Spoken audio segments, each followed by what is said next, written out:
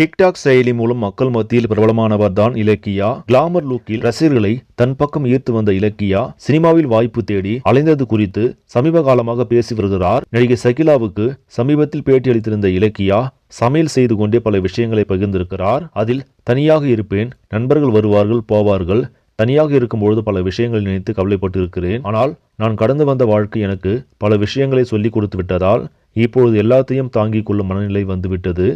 பெரிதாக எதற்கும் அழுவதில்லை, கவலைப்படுவதில்லை, எது நடந்தாலும் பார்த்து கொள்ளலாம் என்ற மனநிலைக்கு வந்துவிட்டதாக கூறியிருக்கிறார். மேலும் பேசிய இலக்கியா, ஆரம்பத்தில் சினிமா வாய்ப்பு தேடி அலைந்திருக்கிறேன். ஆனால் தோல்வியாகி போதும்டா சாமி, இருப்பதை வைத்து பார்த்து கொள்ளலாம் என்று விட்டுவிட்டேன். ஒரு பாடலுக்கு சோலோவாக நடனமாடி இருக்கிறேன். குக்கிங் சேனல் துவங்கி இருப்பதை மக்கள் ஆதரவு தருவார்கள் என்று நான் எதிர்பார்க்கவில்லை. 8 வயதிலிருந்து சமையல் செய்து வருகிறேன்.